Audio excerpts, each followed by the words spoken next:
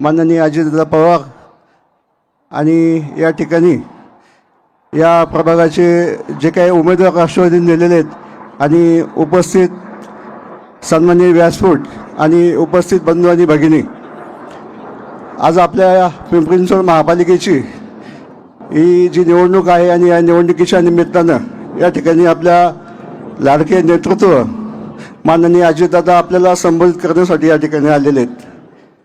मला सांगायचं आहे की ज्यावेळेस या ठिकाणी गेले 30-35 वर्ष मी या भागामध्ये काम केलं, गेले 23 वर्ष ज्या कुटुंबाची मी सेवा केली, ज्या कुटुंबाला एकनिष्ठ होतो असं जगताप कुटुंब, आणि या भारतीय जनता पार्टीमध्ये मी ज्यावेळेस प्रवेश केला आणि गेली 11 वर्ष ज्या भारतीय जनता पार्टीची सेवा केली, ज्या भारतीय जनता पार्टीला या ठिकाणी मी वाढवलं, ताकद दिली, आणि त्याच भारतीय जनता पार्टीने आणि लोकांनी मला या ठिकाणी तिकीट देण्याचं नाकारलं.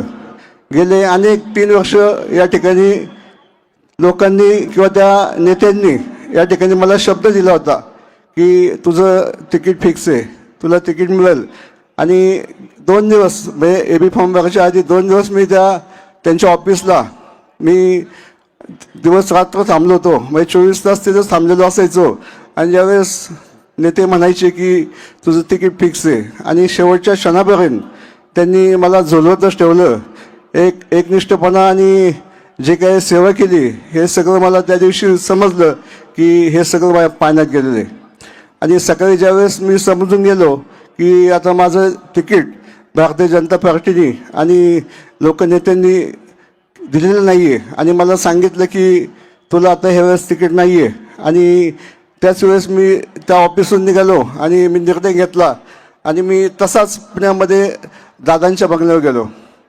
आणि दादांनी फक्त 20 ते 25 मिनिटामध्ये मला AB फॉर्म दिला. म्हणजे दादांनी जाणलं की एक सामान्य कार्यकर्त्याला दादांनी न्याय दिला. आणि मला म्हणून सांगायचं आहे की दादांसारखा माणूस या राज्यामध्ये सामान्य कार्यकर्त्याची जाण ठेवतो, आणि लोक कशी आहेत आणि या ठिकाणी कशा पद्धतीने पिंपरी चिंचवडमध्ये हा प्रभाग 17चा पॅनल किंवा पिंपरी चिंचवडमध्ये राष्ट्रवादी काँग्रेसची सत्ता येईल हे दादांनी पाहिलेले. आणि म्हणून या ठिकाणी मला एकच सांगायचं आहे की सगळ्यांना विनंती आहे की माननीय दादांनी 1992 पासून 2017पर्यंतचा जो विकास केला हा पण सगळ्यांनी पाहिलेला आहे. खरं तर मी पहिल्या लहानपणापासूनच राष्ट्रवादी काँग्रेस पक्षामध्ये होतो. स्वर्गीय लोकनेते लक्ष्मण जगताप ज्यावेळेस 2004मध्ये या राष्ट्रवादी काँग्रेस पार्टीचे अध्यक्ष होते, त्यावेळेस मी त्यांच्या माध्यमातून या ठिकाणी राष्ट्रवादी काँग्रेस पार्टीमध्ये मी काम केलेले.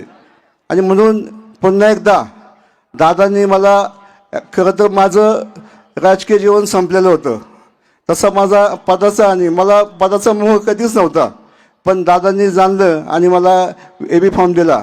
मी आपल्या सगळ्यांना सांगतो, दादा या ठिकाणी मी राष्ट्रवादी काँग्रेस पार्टीची ताकद या चिंचवडमध्ये आणि या प्रभागामध्ये चांगल्या ताकदीने वाढवल हा शब्द आपल्याला देतो. आणि ही जनता जी या ठिकाणी जमलेली आहे, दादा काल 6 वाजता आपण सांगितलं की उद्या मी सभेला येतोय 8 वाजता आणि सभा घ्या, मला पुन्हा वेळ नाही आहे. आणि फक्त 24 तासाच्या आतमध्ये ही एवढी जनता या ठिकाणी आलेली आहे. दादा आमच्या मागे जनता आहे. आपण पाहिलं की पिंपरी चिंचवडमध्ये प्रभाग 17 ही 17ची निवडणूक अनेक लोकांनी, पुढच्या लोकांनी अगदी खालच्या थराला नेऊन ठेवली होती. म्हणजे मला असं वाटतं की प्रभाग 17मध्ये महापालिकेच्या ज्या निवडणुका झाल्या 17मध्ये आणि पॅनल निवडून गेला होता, त्यावेळेस मी भारतीय जनता पार्टीमध्ये होतो. आणि माझ्या पत्नीला पॅनलमध्ये सगळ्यात जास्त मतदान ह्या लोकांनी दिलं होतं. इतकी लोक ही माझ्यावर प्रेम करतात आणि माझ्या पाठीमागे ही कायम ही भक्कम ही जनता, माझ्या माय भगिनी कायमच उभे असतात. आणि म्हणून दादा मी तुम्हाला शब्द देतो की या आत्ताची जी निवडणूक आहे ह्याच्यामध्ये राष्ट्रवादी काँग्रेस पार्टीचा हा जो पॅनल आहे, ही जी जनता आहे, ही जनता ह्या पॅनलच्या मागे असेल आणि मोठ्या मताधिक्यानं हा पॅनल या महापालिकेमध्ये जाईल.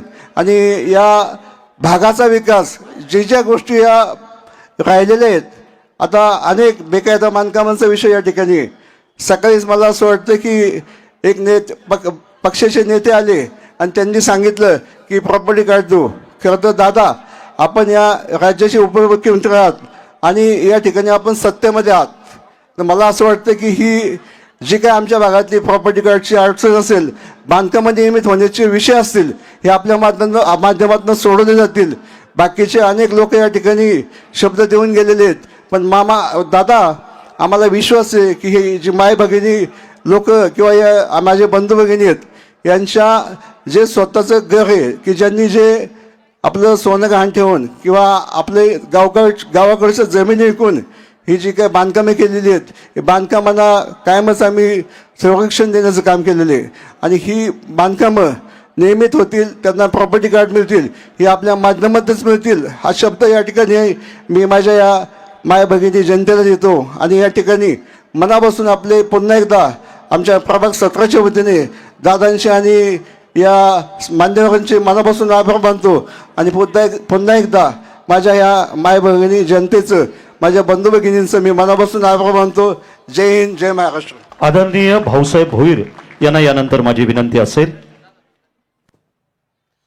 संपूर्ण दादा बोलतात. ओके. या ठिकाणी यानंतर आपल्या महाराष्ट्र सगळ्यांना राज्याचे उपमुख्यमंत्री आदरणीय नामदार अजितदादा पवार साहेब या ठिकाणी आपलं मनोगत व्यक्त करतील. अरे आले मी जो- किती, गेले किती, उडून गेला भरारा, संपणार नाही आणि संपला नाही अजित दादांचा दरारा. टाळ्यांनी स्वागत करूया माननीय उपमुख्यमंत्री नामदार अजित दादा पवार.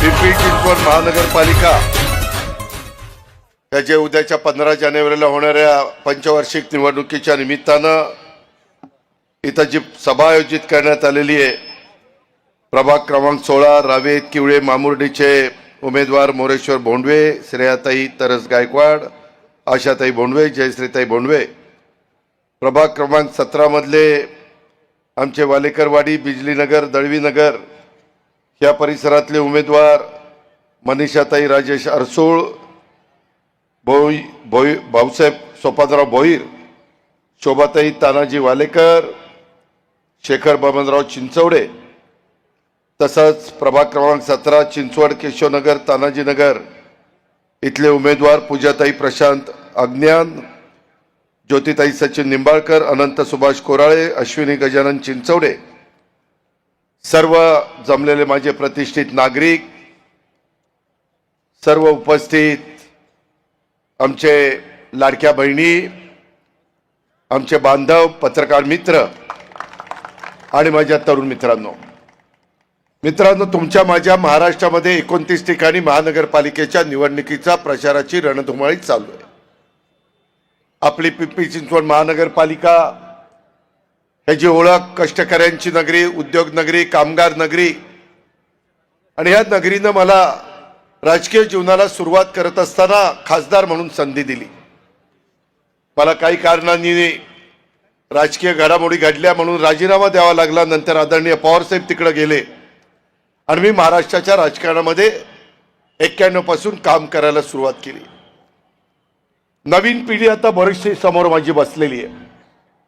शमीमताई पठाण आणि इतर मान्यवर त्या काळामध्ये माझ्याबरोबर काम करायच्या, त्याही वडीलधारी इथं आहेत. आणि त्यावेळेस मी ठरवलेलं होतं की ह्या शहराचा आपण सर्वांगीण विकास करायचा. हे शहर हे सर्वांना आपलंसं वाटलं पाहिजे. ह्या शहरातली लोकांना इथंच सगळ्या सुविधा मिळाल्या पाहिजेत जे पुण्यातल्या लोकांना मिळतात. अशा प्रकारचा प्रयत्न माझ्या मायमाऊलींनो, माझ्या लाडक्या बहिणींनो, माझ्या बांधवांनो, आम्ही सगळ्यांनी करायचं ठरवलं. मला शहरांनी साथ दिली, नागरिकांनी साथ दिली. जवळपास 92 ते 2017 25 वर्ष या शहरामध्ये महापौर, उपमहापौर, standing committee chairman, PCMT chairman, शिक्षण मंडळ चेअरमन अशा अनेक कमिट्यामध्ये वेगवेगळ्या जाती धर्माच्या लोकांना संधी देण्याचं काम मी त्या काळामध्ये करत होतो. शेवटी आपला एक परिवार आहे. सर्व जाती धर्माच्या लोकांना बरोबर घेऊन जाण्याचा आपण प्रयत्न केला पाहिजे. अशा प्रकारची भावना ही आपल्या सगळ्यांच्या मध्ये होती आणि तीच भावना मनामध्ये ठेवून मी कुठेही त्याच्यामध्ये जातीपातीचा नात्यागोत्याचा विचार केला नाही, तर समाजाचा विचार केला, ह्या औद्योगिक नगरीचा विचार केला. मिनी भारत म्हणून इथं बघितलं जातं. खूप वेगवेगळ्या समाजाची लोक गुण्यागोविंदाने इथं राहतात आणि त्याच्यातून हे काम करत असताना आपण मागं बळून बघायचं नाही. कायदा सुव्यवस्था चांगली ठेवायची, लोकांचे प्रश्न सोडवायचे, लोकांचा खऱ्या अर्थाने सर्वांगीण विकास करायचा. तशा पद्धतीचं काम आमचं सगळ्यांचं चाललेलं होतं. मित्रांनो, आज मी तुमच्या समोर येत असताना आजचा दिवस वेगळा आहे. आज पत्रकार दिन आहे. चौथा स्तंभ म्हणून आपण त्यांच्याकडे पाहतो. आजच्या पत्रकार दिनाच्या निमित्तानं देखील मी महाराष्ट्राला तसंच उपस्थित असणाऱ्या सर्व माझ्या पत्रकार मित्रांना मनापासून शुभेच्छा देतो. इथं प्रिंट, इलेक्ट्रॉनिक, डिजिटल माध्यमाच्या सर्व माझ्या प्रतिनिधींना शुभेच्छा देतो. आपलं मनापासून अभिनंदन देखील करतो आणि आपण या निवडणुकीत राष्ट्रवादी काँग्रेस पक्षाच्या आमच्या भूमिकेला भरभरून प्रसिद्धी द्याल असा विश्वास देखील मी आपल्या सगळ्यांच्या समोर व्यक्त करतो.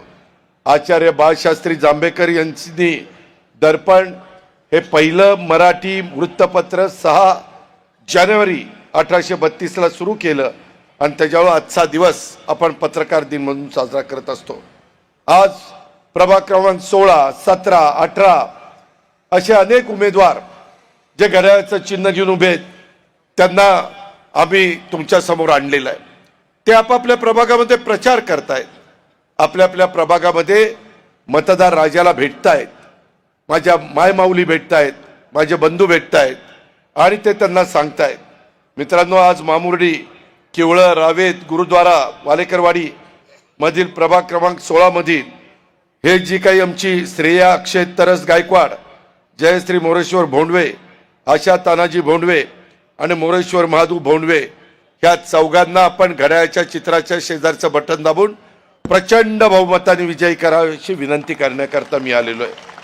त्याचबरोबर आमचे दळवीनगर, बिजलीनगर, चिंचवड नगर, वालेकरवाडीमधील प्रभाग क्रमांक 17चे आमच्या मनीषा राजेश अरसूळ, भाऊसाहेब सोपानराव भोईर, शोभा तानाजीराव वालेकर आणि शेखर बबनराव चिंचवडे या सर्वांना देखील घड्याळाच्या चित्राच्या शेजारचं बटन दाबून आपण प्रचंड बहुमताने विजयी करावं अशी माझी आपल्याला विनंती आहे. तसंच माझ्या प्रभाग क्रमांक 18 मध्ये चिंचवड गाव, ही सगळी गावं होती एकेकाळी. ही अनेक गावं एकत्र करून नगरपालिका झाली. डॉक्टर गारे म्हणून ते जे नगराध्यक्ष होते, नंतर मग ही गावं अजून आपण जवळची घेतली आणि महानगरपालिकेमध्ये रूपांतर केलं. अशी या खंडातली सगळ्यात श्रीमंत महानगरपालिका ही आपली पिंपरी चिंचवडची ओळख.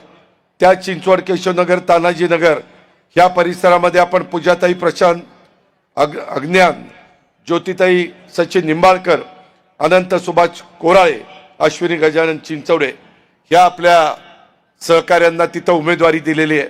त्यांचंही चिन्ह घड्याळ आहे. त्या घड्याळाच्या चिन्हावर शिक्का मारून ह्या माझ्या सहकाऱ्यांना आपण प्रचंड बहुमताने विजयी करावं अशा प्रकारची मी आपल्याला सगळ्यांना विनंती करायला आलेलो आहे.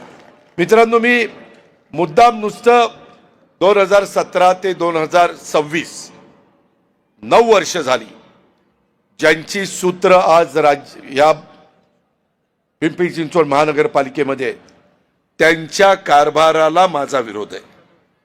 केंद्रामध्ये नरेंद्र मोदी साहेबांचं सरकार आहे, लोकप्रिय पंतप्रधान आहे, चांगलं सरकार चाललंय. आम्ही तिथं पाठिंबा देतोय. एनडीएमध्ये आम्ही आहे.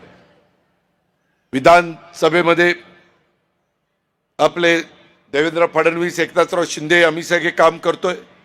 तिथंही आम्ही चांगला कारभार करतोय. मेट्रोला पैसा देतोय, नॅशनल हायवेला पाठपुरावा करतोय, पोर्ट करतोय, बंदरं त्याच्यामध्ये विमानतळ करतोय. अशा अनेक प्रकारच्या गोष्टी आपण राज्याच्या सर्वांगीण विकासाच्या करता करतोय. परंतु जे महानगरपालिकेचं कार्यक्षेत्र आहे, इथं जो भ्रष्टाचार चाललेला आहे, आपल्या महानगरपालिकेला मी 25 वर्ष काम करत असताना पिंपरी चिंचवडकरांनो कधीही मी कर्ज काढलं नाही. विकास केला, परंतु दरवर्षीच्या उत्पन्नातनं ठेवी वाढवत वाढवत विकास केला. मी नियोजन चांगलं करत होतो. माझी टीम चांगली होती. मी चुकीच्या गोष्टी घडून देत नव्हतो. मी कुणावर अन्याय होऊन देत नव्हतो. माझ्या झोपडपट्टीमध्ये राहणाऱ्या लोकांना देखील चांगल्या प्रकारची घरं कशी आपल्याला देता येईल हा प्रयत्न आम्ही करत होतो. त्याचबरोबर प्राधिकरणाचे काही प्रश्न होते, शहराच्या सर्वांगीण विकासाचे काही प्रश्न होते. शहर वाढत असताना ह्या शहराला एकट्या पवना धरणाचं पाणी पिण्याकरता कमी पडेल म्हणून मी भामा आसखेडचं पाणी ह्या शहराच्या करता मंजूर केलं. का तर माझ्या मायमाऊली राहतात, माझ्या मराठवाडा, विदर्भ, उत्तर महाराष्ट्र, पश्चिम महाराष्ट्र, कोकण सगळ्या भागातनं नव्हे तर भारतातनं लोक इथं येतात. त्यांना कुठली कमतरता भासू नये, माझ्या इथल्या मुलांना मुलींना दर्जेदार शिक्षण मिळावं ही माझ्यासारख्या कार्यकर्त्याची भावना होती आणि त्या पद्धतीने आम्ही काम करत होतो. आता ग्रीन बॉन्ड्स या गोंडस नावाखाली 200 कोटी रुपये कर्ज रोखे काढलेले आहे. काय कारण होतं? आणि गेल्या काही वर्षात इथं 40,000 कोटी रुपये खर्च केले विकास कामाला. कुठं विकास झाला? 60,000 कोटी खर्च झाले. 20,000 कोटी रुपये मी पगाराला त्या लोकांच्या समजून घेतो, पण 40,000 कोटी कुठं खर्च झाले? दाखवा ना हे काम आडा पैसा खर्च झालेला. आम्ही तरी काम दाखवलं, लोकांनी अप्रिशिएट केलं. देशामध्ये पहिल्या नंबरची सिटी म्हणून आपले योगेश बल महापौर असताना आपल्याला बक्षीस मिळालं. अनेक सहकारी त्यावेळेस आपले नगरसेवक नगरसेविका म्हणून काम करत होते. मित्रांनो, अलीकडच्या काळामध्ये कुठं कुठं अन्याय केला जातो. चिखलेला बघा, लोकांची घरदारं पाडली, लोकांना उद्ध्वस्त केलं. अरे ह्याच्याकरता का तुमच्या ताब्यामध्ये महानगरपालिका दिली? आज रिंग चालली, आज महानगरपालिकेच्या ठेवी मोडून खाल्ल्या. विविध विभागाचं दायित्व पिंपरी चिंचवडकरांनो आज 4,000 कोटी रुपये. कुणी द्यायचे पैसे? कुणी कर्जबाजारी केलं का? कॉन्ट्रॅक्टरची बिलं थकली. त्याच्यामध्ये ह्या सगळ्या गोष्टीचा विचार आपण केला पाहिजे.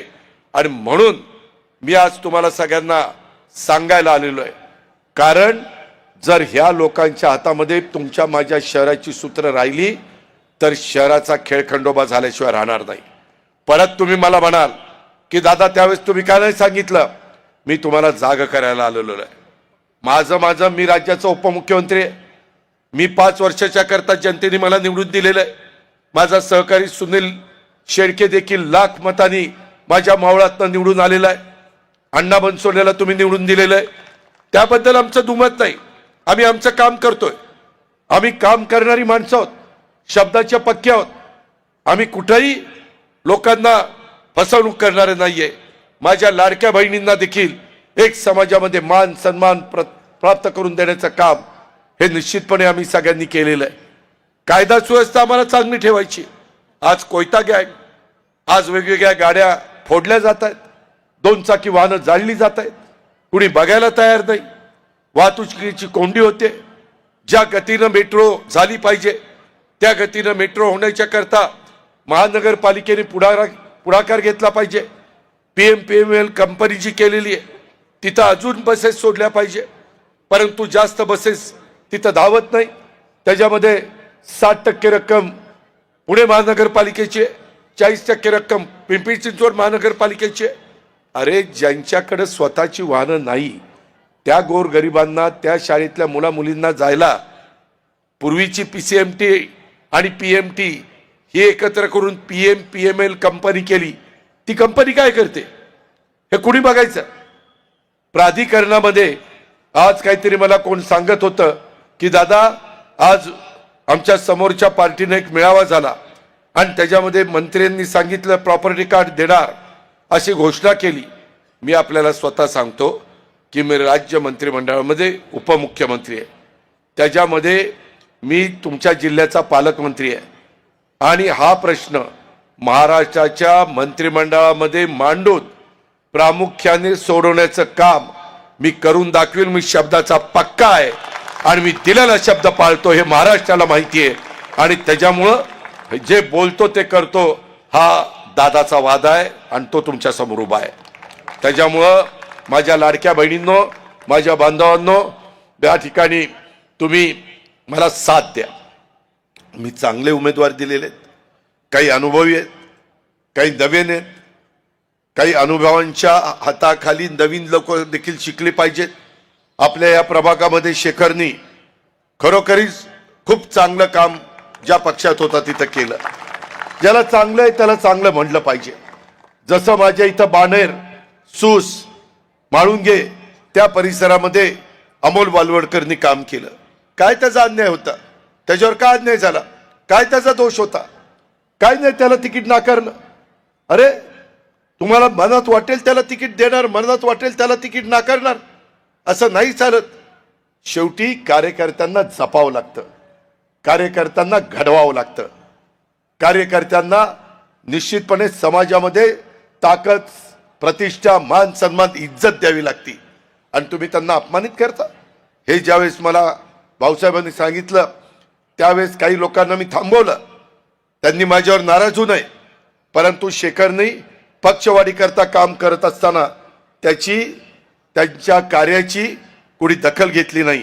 मी मात्र शेखरला, हा जगताप परिवाराबरोबर होता, 23 वर्ष तुमच्या बरोबर काम करतो आणि कशाल फुली मारता, चल तुला नाही. अरे काय, आपण सगळ्यांशी चांगलं वागतो. आणि म्हणून अशा या आमच्या शेखर बमनराव चिंचवडेला वाऱ्यावर सोडून चालणार नाही. एक हरुंदरी कार्यकर्ता, सर्वसामान्य माणसाच्या घरापर्यंत जाणारा कार्यकर्ता, मनापासून माझ्या माय माऊलीचे प्रश्न सोडवणारा कार्यकर्ता, अशा कार्यकर्त्याला आम्ही संधी दिलेली आहे. आम्ही योग्य माणसाला संधी देण्याचं काम करतो. काही काही लोक, मी ज्यांना ताकद दिली ती मला सोडून दिली, ती भली ताकदवान आहेत पण गिरी सोडून. त्यांच्या मुलांच्यावर काय आरोप होते हो? कशा पद्धतीनं तुम्ही दादागिरी करता, तुम्ही दहशत निर्माण करता, गुंडगिरी करता. ज्या गावच्या बोरी असतात त्याच गावच्या बाबळी असतात, हे विसरू नका. आणि मी देखील आरेला कार्य करणार आहे. मी एकतर कोणाच्या नादी लागत नाही, पण कोण माझ्या नादी लागला तर मी त्याला सोडत नाही. त्यामुळं मतदार बंधू भगिनींनो, माझी हात जोडून विनंती आहे, मी कुठंही यशाने हुरळून जाणारा आणि पराभवाने खचून जाणारा कार्यकर्ता नाहीये. मला तसली सवय पण नाही. माझं एवढंच म्हणणं आहे, महाराष्ट्रामध्ये आपला पुणे जिल्हा, आपलं पुणे पिंपरी चिंचवड नंबर 1 ला राहिलं पाहिजे आणि त्याच्यातून आपल्या ह्या परिसराचा विकास झाला पाहिजे. आज आपल्या प्रभागामध्ये, आपल्या महानगरपालिकेमध्ये वाहतुकीची कोंडी होती, अनियमित पाणी पुरवठा होतो. का पाणी पुरवठा अनियमित होतो? का नाही लोकांना व्यवस्थित पाणी मिळत? कचरा प्रक्रिया केंद्राचं स्थलांतर, पवना नदीवर बंधारा, त्याच्यामध्ये मुक्ताई चौक अंडरपास, उच्च दाब विद्युत वाहिनीच्या घरांना आलेल्या नोटिसा, अनधिकृत घरं, त्याच्यामधनं मार्ग काढला पाहिजे. शेवटी आपली माणसं आहेत, जीवाभावाचे आपले सहकारी आहेत. पार्किंगच्या समस्या वाढायला लागलेल्या आहेत. आता ई व्हेकल आलेले आहेत, त्याच्यावर गाड्या सगळीकडे बघायला मिळतात. आपल्याकडे कितीतरी गाड्यांचे शोरूम आहेत, तिथं लोक गाड्या घेतात. लोकांचं राहणीमान बदलतंय, केलं पाहिजे, राहणीमान बदललं पाहिजे. शिक्षणाच्या सोयी आपण केलेल्या आहेत, त्याच्यामध्ये आरोग्याच्या सोयी करता अनेक हॉस्पिटल आपण काढलेली आहेत.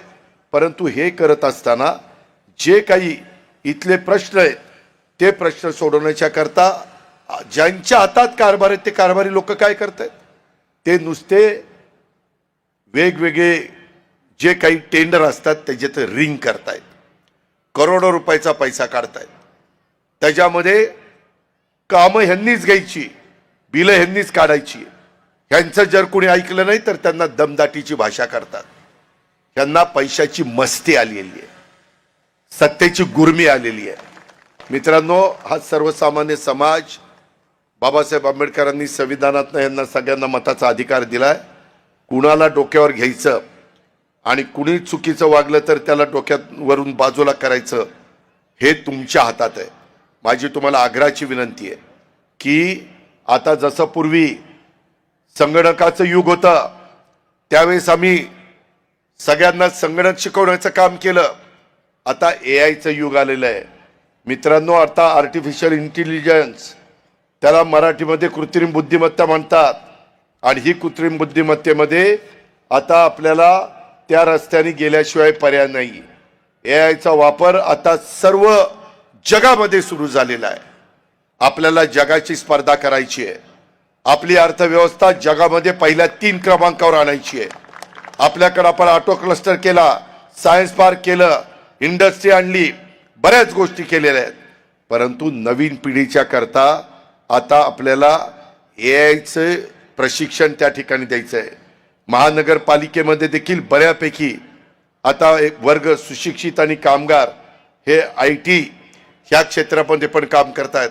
माझ्या हिंजवडीमध्ये फार मोठ्या प्रमाणावर मोठ्या मोठ्या कंपनी आलेल्या आहेत. त्या कंपनीमध्ये वर्क फ्रॉम होम अशाही पद्धतीचं काम आपल्या परिसरामध्ये चालतंय आणि त्याकरता अनेक मुलं मुली इथं येऊन राहतात, त्यांचे संसार थाटतात. परंतु त्यांना सुरक्षितता वाटली पाहिजे. इथं हिंजवडीला IT पार्क कोणी आणलं? आदरणीय पवार साहेबांनी आणलं. आम्ही यावेळेस तुतारीला आणि घड्याळाला बरोबर घेतलंय. आम्हाला वाद घालायचा नाही. मागचं झालं गेलं गंगेला मिळालं. आता आपण सगळ्यांनी एकोप्याने काम करायचंय आणि त्या पद्धतीनं तिथं साखर कारखाना होणार होता. साहेबांनी तो साखर कारखाना पलीकडे नेला. दूरची दृष्टी असणारं नेतृत्व असावं लागतं. आम्ही पण ज्या ज्या गोष्टी केल्या गेल्या 25 वर्षात ते माझ्या पिंपरी चिंचवडकरांना कुठेही अडचण येता कामा नये अशा पद्धतीनं गोष्टी केल्या. तिथं दफनभूमी असेल, स्मशानभूमी असेल, तिथं मंडई असेल, जे काही समाजाला लागतं ते देण्याचा प्रयत्न आम्ही केलेला आहे. अजून पण बरंच काही आपल्याला करायचं आहे. आमचं व्हिजन चांगलं आहे. मी महाराष्ट्रात फिरतो त्यावेळेस सांगतो तुम्ही जाऊन बघा आम्ही पिंपरी चिंचवड कसं केलं. मात्र नंतरच्या 8-9 वर्षात ह्या पिंपरी चिंचवडचं नुकसान करण्याचं काम ह्या लोकांनी केलेलं आहे आणि म्हणून आम्हाला त्यांना बाजूला करायचं आहे. आम्हाला केंद्राचं राजकारण, राज्याचं राजकारण इथं आणायचं नाही. ते तिथल्या तिथं हे स्थानिक आहेत. इथले प्रश्न आपले वेगळे आहेत. आपल्या पुढच्या पिढीचं आपल्याला भवितव्य ठरवायचं आहे आणि म्हणून माझी आपल्याला विनंती आहे, ह्या महानगरपालिकेमध्ये मोठ्या प्रमाणावर हायटेक अशा पद्धतीचं काम आपल्याला करावं लागेल. ह्या AIचा वापर आपल्याला करावा लागेल. जास्तीत जास्त नव्या टेक्नॉलॉजीचा वापर कसा वाढवता येईल हे आपल्याला करायचं आहे. कारण सदरची गोष्ट ही तुमच्या माझ्या पुढच्या पिढीच्या फायद्याची आहे आणि त्याच्यामुळं माझा जो सुशिक्षित मतदार आहे, माझा नवीन युवा मतदार आहे, माझी युवती आहे, तिला आम्हाला योग्य दिशेने योग्य रस्त्याने त्या ठिकाणी न्यायचं आहे आणि ह्याकरता मी तुम्हाला सर्वतोपरी सहकार्य करायला तयार आहे. आपण त्याबद्दल काळजी करू नका. मी पालकमंत्री असल्यामुळं दर आठवड्याला मी 1 दिवस पुण्याला पिंपरी चिंचवडला दिलेला आहे. त्यामुळं नुसतं ह्या निमित्तानं प्रचाराला येऊन तुमची मतं मागायला मी आलेलो नाही. मागं 25 वर्ष इथं बसलेल्या वडीलधाऱ्यांना विचारा. मी सकाळी 6ला उठून काम करणारा आणि तिथले प्रश्न समजून घेणारा आणि त्याच्यातनं मार्ग काढणारा. जुना पुणे मुंबई रस्ता कसा होता? आता तिकडनं रस्ता सुरुवात केलं, पुन्हा संपलं, ब्रिज ओलांडला की आपण डायरेक्ट निगडीला जातो. कुठेही जास्त सिग्नल विग्नल नाहीये. हे आम्ही केलं म्हणून आज आपल्याला त्याचा फायदा होतोय ना. तशा पद्धतीनं आत्ताच्या जे कोणी कारभारी आहेत हे कारभारी आता बदलले पाहिजे. हे स्वतःची घरदारं भरायला निघालेले आहेत आणि तुमच्या माझ्या श्रीमंत महानगरपालिकेला कर्जबाजारी करायला निघालेले आहेत. मग तुम्ही ठरवा, ऋण काढून कधी सण साजरा करायचा असतो, कधी नसतो. आमच्या बापदादांनी पण आम्हाला शिकवलेलं आहे. त्याच्यामध्ये आपलं उत्पन्न वाढवायचं आणि त्याच्यातलं समाजाचं भलं करायचं, समाजाला योग्य दिशेने न्यायचं. त्या पद्धतीनं शाहू फुले आंबेडकरांची विचारधारा घेऊन आम्ही सगळेजण पुढे चाललेलो आहे आणि त्याकरता तुमची सगळ्यांची साथ ही आम्हाला उद्याच्या 15 तारखेला पाहिजे. अजिबात घाबरू नका. आपण शांतपणे लोकांच्या पर्यंत जा. मतदार हा बदलत असतो, मतदार हा विचार करत असतो.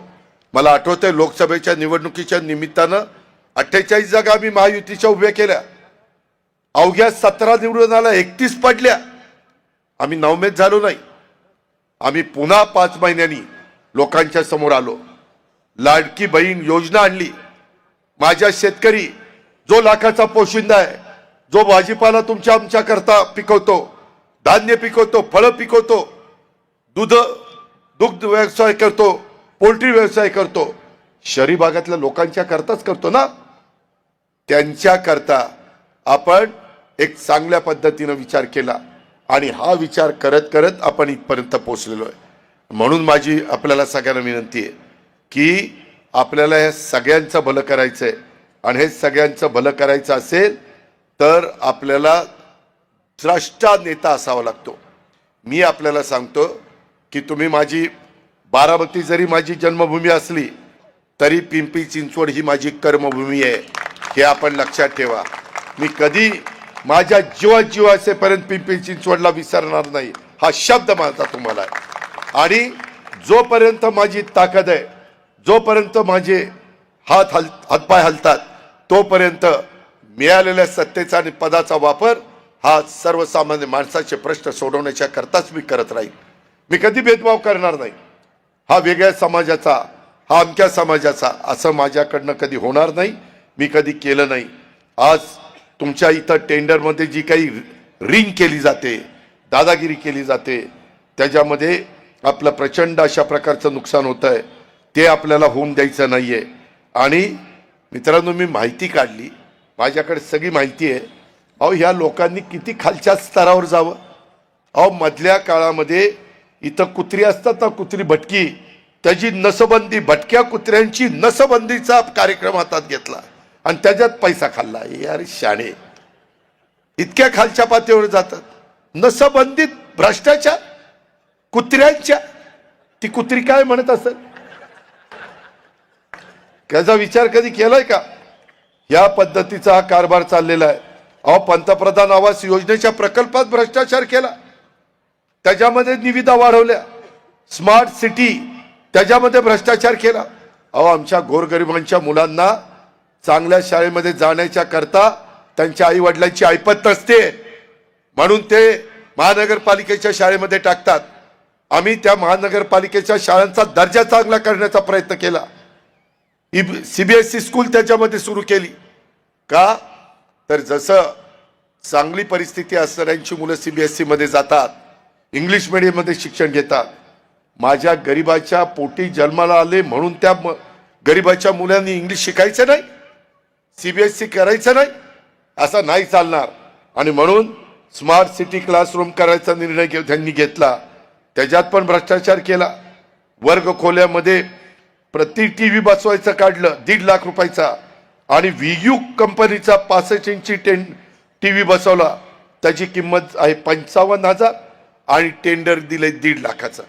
हे अशा पद्धतीनं तुमच्या माझ्या महानगरपालिकेला लुबाडण्याचं, कर्जबाजारी करण्याचं, बदनाम करण्याचं काम यांनी केलं.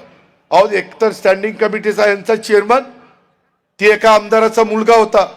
त्या पठ्ठ्यानी तर 2021 मध्ये लाच घेताना अँटी करप्शनच्या लोकांनी त्याला पकडलं आणि त्याला अटक केली. अरे अरे अरे, आपल्या महानगरपालिकेच्या स्टँडिंग कमिटीच्या चेअरमनला अटक व्हावं लागलं. असली कर्तबगारी यांनी दाखवली आणि आपलं नाव संपूर्ण महाराष्ट्रामध्ये खराब करण्याचं काम केलेलं आहे. अशा कितीतरी गोष्टी ह्या चुकीच्या पद्धतीनं तुमच्या माझ्या पिंपरी चिंचवडच्या महानगरपालिकेच्या परिसरामध्ये झालेल्या आहेत. आणि म्हणून माझी तुम्हाला सगळ्यांना विनंती, आम्ही पाठीमागं 25 वर्ष तुम्हाला करून दाखवलं. आमची 25 वर्षाची कारकीर्द डोळ्यासमोर आणा, त्यांची 8-9 वर्षाची कारकीर्द डोळ्यासमोर आणा. कोणाची उजवी आहे आणि कोणाची डावी आहे हे तुम्हीच ठरवा.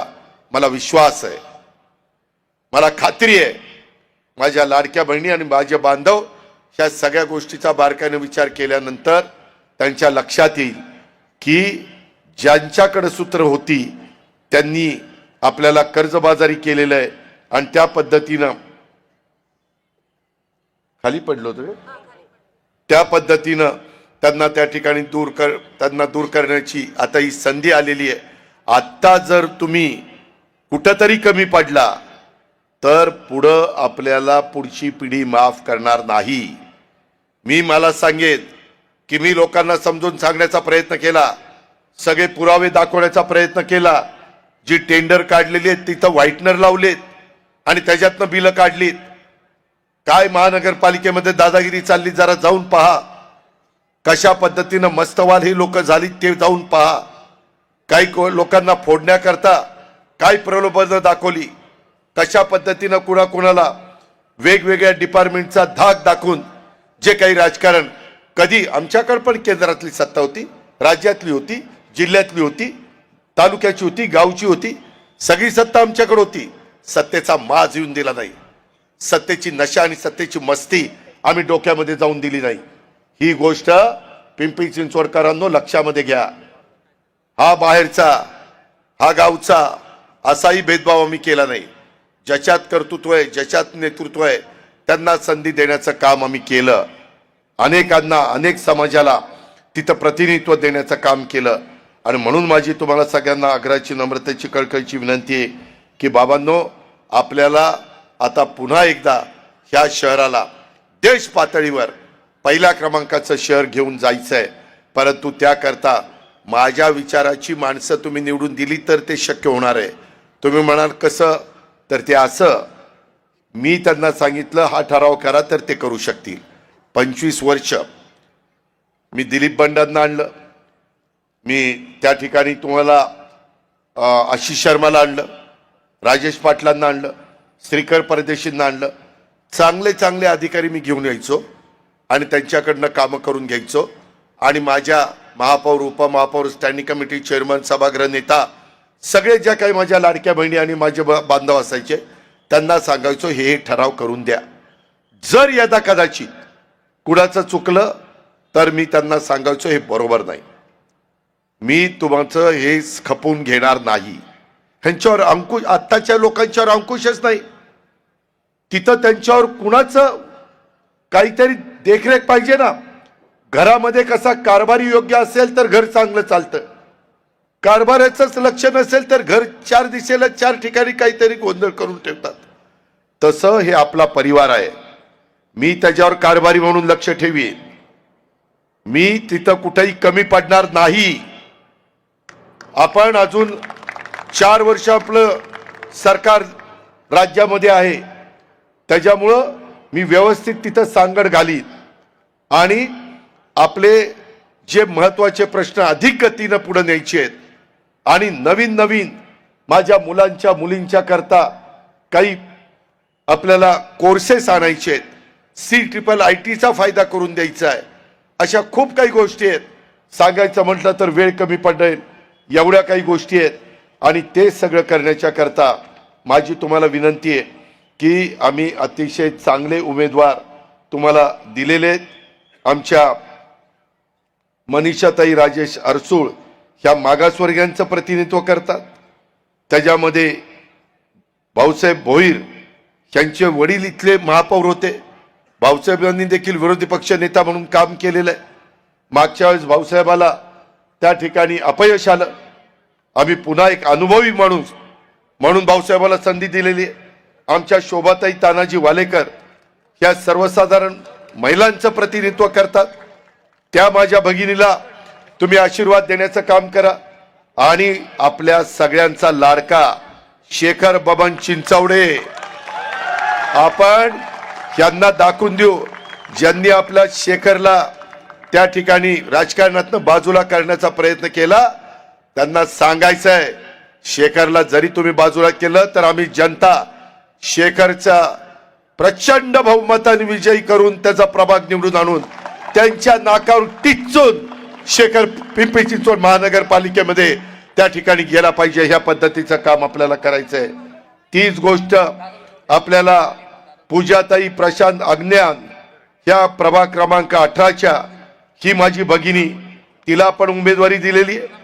आमची ज्योती सचिन निंबाळकर ह्या आमच्या भगिनीला आम्ही उमेदवारी दिलेली आहे.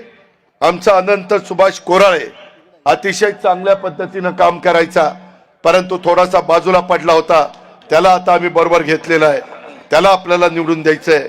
आणि अश्विनीताई गजानन चिंचवडे पाटील ह्या आपल्या एका भगिनीला तिथं आपल्याला संधी द्यायची. अशा पद्धतीनं तुम्ही बघा, सगळे योग्य उमेदवार तुम्हाला देण्याचं काम आम्ही त्या ठिकाणी केलेलं आहे. तसंच मागासवर्गीयामध्ये प्रतिनिधित्व करत असणारी श्रेया अक्षय तरस गायकवाड ही माझी भगिनी आहे, अतिशय तरुण आहे. मी तुम्हाला सांगितलं नवीन चेहऱ्यांना पण आम्ही संधी देतो. हा बघा नवीन चेहरा, उद्याच्याला ही तिथं शिकेल, आम्ही तिला शिकवू. मी यांचं प्रशिक्षण यशदामध्ये घेईन, काळजी करू नका. मी नुसती मतं मागायला आलो नाही. यांना कामं कशी करायची, लोकांचे प्रश्न कसे सोडवायचे, लोकांना आपलंसं कसं करायचं, लोकांना हेलपाटे मारायला लावायचे नाही, ह्या सगळ्या गोष्टी मी सांगेन. आमच्या जयश्री मोरेश्वर भोंडवे ही आमची भगिनी, हिला आम्ही संधी दिलेली आहे. तिचा जरा चिन्हाचा प्रश्न निर्माण झाला होता, परंतु कोर्टाने न्याय दिला आणि घड्याळ तिला मिळालं. काल परवाच निर्णय झाला.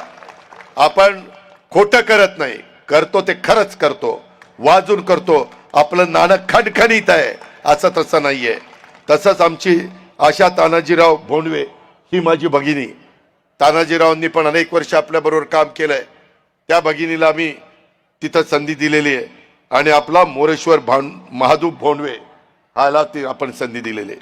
ह्याला पुढं आमदार व्हायचंय, पण पहिलं आता या नवरा बायकोंना पहिलं नगरसेविका करू आणि मग आमदारकीचं शिकवायचं काय ती शिकवतो आणि मग पुढं त्याचा काय विचार करू. मित्रांनो, गमतीचा भाग जाऊ द्या, परंतु ही सगळी माझी जीवाभावाची सहकार्य. हे कुठंही मी यांना मत तुम्हाला मागतोय, तुमच्या विश्वासाला एक देखील माझी बहीण किंवा माझा भाऊ तडा जाऊन देणार नाही, हा देखील माझा शब्द आहे. ती जबाबदारी आमची, कारण साधू संतांच्या शिकवणीतनं आम्ही पुढे गेलेलो आहे. परवाच आमचा सुनील शेळके काय समाज जमला होता. 5 दिवस नवीन वर्षाचं स्वागत विठ्ठल हरिनाम सप्ताहाच्या निमित्तानं तिथं चाललेलं आहे. रोज 25, 30, 40 हजार समाज तिथं जमतोय आणि नवीन पिढीला देखील साधू संतांचे विचार ऐकवण्याचं काम तिथं होतोय. कारण व्यसनाधीन होऊन लोकांचं भलं होत नाही. साधू संतांच्या विचारानेच, वारकरी संप्रदायानेच तुमचं माझं भलं होतं. त्या पद्धतीचं काम आमचं चाललेलं आहे. माय माऊलींनो, लाडक्या बहिणींनो, आम्ही तुम्हाला कुठेही असुरक्षित ठेवणार नाही. कुठेही तुम्हाला तुमचा कमीपणा होईल असं कुठलं काम होऊन देणार नाही. तुम्ही आमच्या पाठीशी उभं राहा. मी तुम्हाला कुठलाही प्रसंग रात्री 12ला जरी झाला तर रात्री 12ला मी तुमच्या पाठीशी उभं राहील आणि तुम्हाला सुरक्षित करण्याचं काम करीन. या पद्धतीचं काम आपण पिंपरी चिंचवडच्या मध्ये जी 8-9 वर्ष आपली जी काही बदनामी झाली, आपल्या इथं जो भ्रष्टाचार झाला, आपल्या इथं जो कर्जबाजारीपणा आपल्यामध्ये करण्यात आला, त्याला दूर करण्याचं काम आपल्याला करायचं. ती धमक आणि ती ताकद आमच्या सगळ्यांच्या मध्ये आहे. शहरातील अनुत्कृष्ट बांधकामं नियमित करण्याच्या संदर्भातले प्रश्न, आरक्षण विकसित झालं नाही ते करण्याचे प्रश्न, ब्लू लाईनच्या बाबत नव्याने सर्वेक्षण करण्याचा प्रश्न, पवना नदी लगत 18 मीटर रस्ता पूर्ण करण्याच्या संदर्भातलं काम, नदी प्रदूषण वाढतंय, पर्यावरण देखील त्याचा समतोल बिघडतोय, ते आपल्याला दुरुस्त करायचंय. पिण्याचं पाणी दूषित होतंय, ते आपल्याला स्वच्छ निर्मळ पाणी द्यायचंय. डीपी मध्ये जो प्रचंड भ्रष्टाचार झालाय तो भ्रष्टाचार आपल्याला दूर करायचा आहे. रिंग रोडचं आरक्षण टाकून अनेकांचे संसार रस्त्यावर आणण्याचं काम झालेलं आहे, त्याच्यातनं आपल्याला मार्ग काढायचा आहे. रस्ते अतिक्रमणाच्या विळख्यात अडकलेले ते आपल्याला सोडवायचे. माझ्या महिलांचा सुरक्षिततेचा प्रश्न, त्याकरता आपल्याला शहरभर CCTV यंत्रणा आणि इतर सुरक्षा यंत्रणा द्यायची आहे. नागरी समस्यांचा प्रश्न ऐरणीवर आलेला आहे, तो आपल्याला सोडवायचा आहे. आणि ह्या शहरातील जो भ्रष्टाचार गेले काही वर्ष चाललेला आहे, त्या भ्रष्टाचाराचा आका तो आपल्याला संपवायचा आहे. त्या आकाला आपल्याला त्याची जागा दाखवायची. ते काम करण्याच्या करता आपण सगळ्यांनी आम्हाला साथ द्या, हीच आग्रहाची, नम्रतेची, कळकळीची विनंती करतो. आणि प्रचंड संख्येने आपण उपस्थित राहिल्याबद्दल आपल्याला सगळ्यांना मानाचा मुजरा करतो आणि थांबतो. जय हिंद, जय महाराष्ट्र, जय राष्ट्रवादी.